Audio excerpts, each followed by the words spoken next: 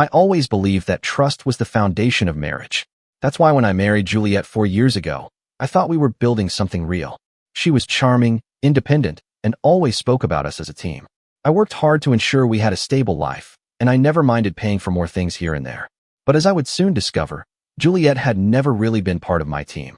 It started with little things: unexplained withdrawals from our joint account, credit card charges that didn't match our usual spending, and Juliet being oddly vague whenever I brought up savings. At first, I ignored it. Married couples share money, and maybe she just forgot to mention a big purchase. But then I noticed a pattern. Every few weeks, money vanished. Not a huge amount, but always enough to raise an eyebrow. One evening, as Juliet scrolled through her phone on the couch, I decided I couldn't ignore it anymore. "Hey, have you noticed some weird charges on our account?" I asked casually, trying not to sound accusatory. She barely looked up. "Weird how?" "Just some withdrawals I don't remember making," I said, keeping my tone even. "Like last week, $500 labeled as consulting. Do you remember that?" She hesitated, then shrugged. "Oh, that? I think it was for something work-related. Maybe I reimbursed a client and forgot to tell you." Something about the way she said it felt off. "But you never mentioned it before," I pressed. "And I don't see any reimbursements coming back in." She sighed, placing her phone down. "Colin, it's not a big deal. I handle my money, you handle yours, and we both contribute to the house. Right?" That answer didn't sit right with me. We had a joint account for household expenses, and while we kept some separate finances, we always discussed big purchases. I let it go that night, but the nagging feeling stayed. A few days later, I sat down at my laptop and pulled up our transaction history. My stomach twisted as I scrolled. The payments were consistent, always labeled as personal loan or consulting. That alone was strange. Juliet had never mentioned loaning money to anyone. I clicked on the recipient details, and my breath caught in my throat. The name that popped up was Gordon, Juliet's ex. At first, I thought it had to be a mistake. Why the hell would Juliet be sending money to her ex? I scrolled further, my pulse pounding as the numbers blurred together. Thousands of dollars had disappeared over the past year, all sent to the same name, Gordon. My chest tightened, and a wave of nausea rolled through me. How long had this been going on? And more importantly, why? That night, I knew I couldn't ignore it any longer. I didn't even let her know what I had found at first. Instead, I played it casual, testing the waters before I dropped the truth in front of her. As we sat at the dinner table, I took a sip of my water and asked, "Hey, have you been in touch with Gordon?" She froze. Just for a split second, but it was enough. Panic flickered across her face before she masked it with a forced, casual laugh. "Gordon? Why would I talk to him?" That was all the confirmation I needed. I didn't respond right away. Instead, I reached for the folded papers sitting beside me and slowly placed them on the table. Her eyes flicked to them, and I saw the exact moment she realized what they were: printed bank statements. "So you haven't been sending him money?" I asked, my voice steady but sharp. Juliet's face went completely white. Her mouth opened, then closed, as if she was trying to find the right words. Finally, she let out a nervous chuckle, forcing a dismissive smile. "Babe, it's not what you think. You just needed a little help." I felt bad for him, that's all. I clenched my jaw, barely containing the anger simmering beneath my skin. Bad for him? My voice was quieter now, colder. "You're taking money out of our accounts, for him, without telling me." "Why?" She sighed dramatically, shaking her head like I was the one being unreasonable. "He's struggling, okay? He just needs help right now. You'll understand." I let out a sharp, humorless laugh. I actually laughed. I couldn't believe what I was hearing. "No, Juliet," I said, leaning forward, my eyes locked on hers. "I don't understand. What I do understand is that you've been lying to me for months, maybe years. So tell me the truth. Why are you really doing this?" Her face hardened, and that's when she dropped the real bombshell. "You're my husband. You have no choice. It's my money too, and I decide how to use it." I went completely still. For a moment, I thought I had misheard her. But no, she meant every single word. That was when it hit me. Juliet didn't feel guilty about stealing from me. She felt entitled to it. I stared at her, disgust twisting in my gut. She wasn't even sorry. Not for the lies, not for the betrayal, not for funneling our hard-earned money to the man she used to sleep with. That was the moment I knew Juliet was going to regret every single dollar she ever took from me. But first, I needed to have a conversation with Gordon. I didn't just leave the house. I stormed out. Rage boiled in my veins, my hands gripping the steering wheel so tight I thought I might break it. Juliet had spent our money, my money, on her ex, and then had the audacity to act like I owed it to her. I wasn't thinking about logic anymore. I wasn't thinking about what I'd do when I got there. All I knew was that I needed to see Gordon's face when I told him I knew. I needed him to understand what he had taken from me. I knew where he lived. His name had been on the transactions, after all. When I pulled up to his place, a rundown apartment complex on the other side of town, I expected to find some smug deadbeat lounging around, leeching off my wife's money. Instead, when he opened the door, Gordon looked just as shocked as I was. Not guilty, not defensive, just confused. "What the hell are you talking about?" Gordon asked, his expression twisted in confusion. I shoved the bank statements into his face. "You think I wouldn't find out?" I snapped. "You've been draining my wife's accounts for a year. You must have known this would catch up to you." Gordon blinked, then looked down at the papers, his brows furrowing as he scanned the transactions. His mouth parted slightly before he muttered, "Wait, this is from Juliet?" He looked genuinely surprised, and that only pissed me off more. "Don't play dumb," I snarled, my fists clenched at my sides. "She's been sending you thousands. You've been using her like a damn ATM." Gordon let out a bitter laugh, shaking his head. "I didn't ask for this money," he muttered. I froze. "What?" He sighed, stepping back into his apartment and leaving the door open, a silent invitation. Against my better judgment, I followed, my heartbeat pounding in my ears. Gordon grabbed his phone from the counter, scrolled through his messages, and then handed it to me. "Read," he said. I hesitated before looking down at the screen, my stomach tightening as I took in the words. "I know you're struggling. Just let me help you. Please. I don't feel comfortable taking your money, Juliet. We're not together anymore. It's not right. It's not about that. I just want to take care of you. Juliet, this isn't a good idea. What if Colin finds out? He won't. He never checks our finances. Just take it." My grip on the phone tightened as a sickening feeling settled in my gut. Juliet had been pushing money onto him. She had practically begged him to take it. He hadn't even wanted it. Gordon shook his head, grabbing his phone back. "Look, man, I didn't come to you. She just started sending me money one day. Am I an idiot for taking it? Maybe. But after what she did to me, after she cheated on me and left me with nothing, you think I'd say no to free cash?" I barely heard the last part. My brain latched onto a single word. "Cheated? She cheated on you?" I asked slowly, my voice tight. Gordon scoffed, a bitter smile tugging at his lips. "Yeah, dumped me like garbage, took all our shared savings, and ran. And now she's using your money to make herself feel better about it." My fists clenched so hard my knuckles ached.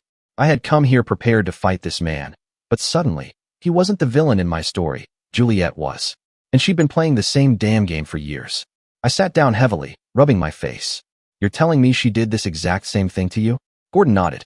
"And now she's making you her next victim." For a long moment, we just sat there, both of us processing the fact that we had been burned by the same woman.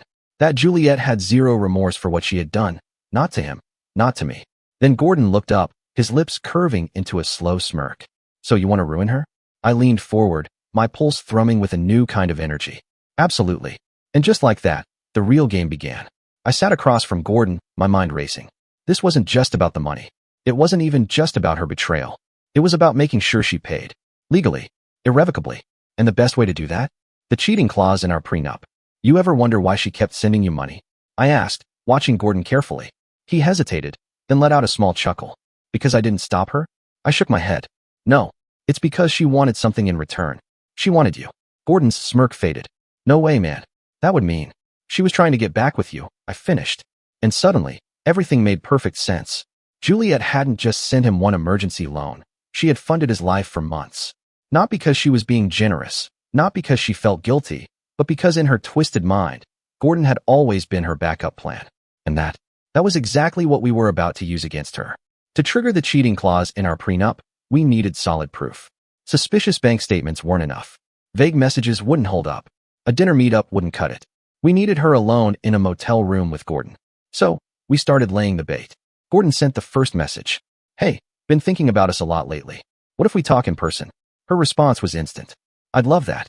I miss you." I clenched my jaw as Gordon flashed me his screen. She didn't even hesitate. Over the next few days, he turned up the charm. Flirty messages. Sweet words. Regret. Apologies. Hints that he had never really moved on. And finally, the trap was set. "Gordon, let's meet somewhere private. Just us. I want to see you." "Juliet, where?" "I'll come right now." Bingo. Gordon booked a cheap motel room. Juliet rushed there without hesitation. She checked in, walked into the room, locked the door behind her, and that was all the proof I needed. Now, to make this plan bulletproof, we had one final step.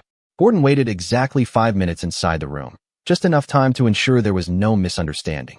Then, he glanced at her and said, "Damn, I forgot. I have an emergency. I have to go. Sorry, Juliet." And just like that, he walked out.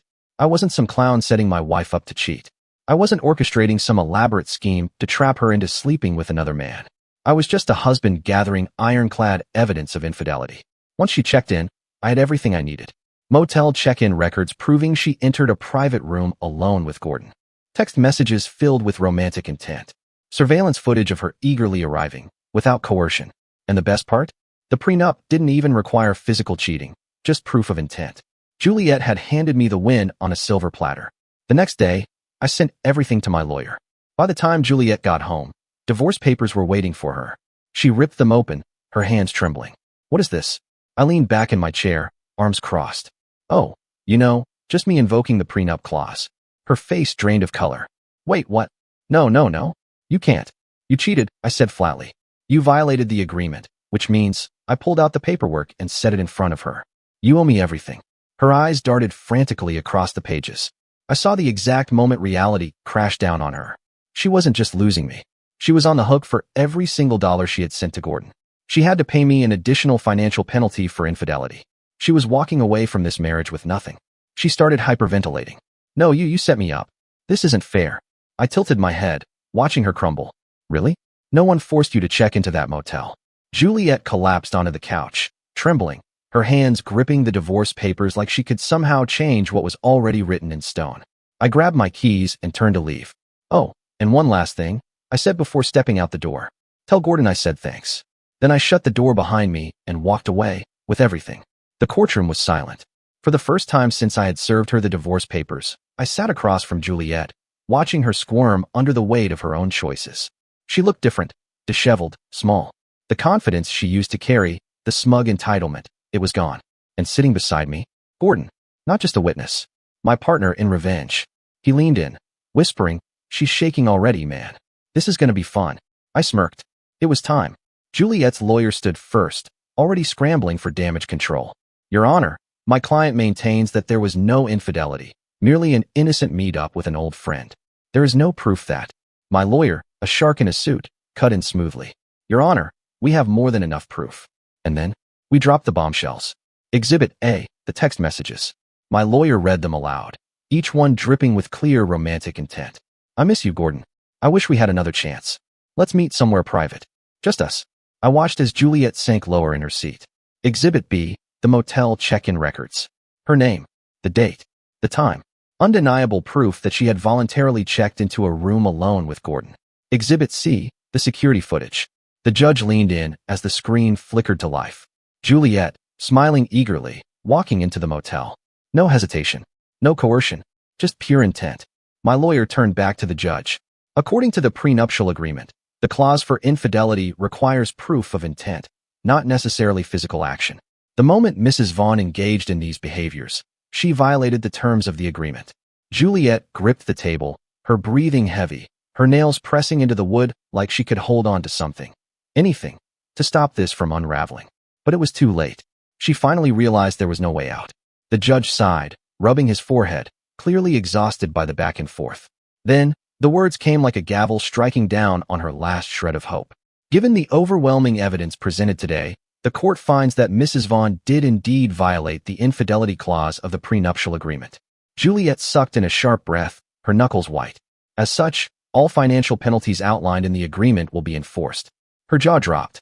Her lips parted like she wanted to argue, to beg, to plead, but my lawyer was already speaking.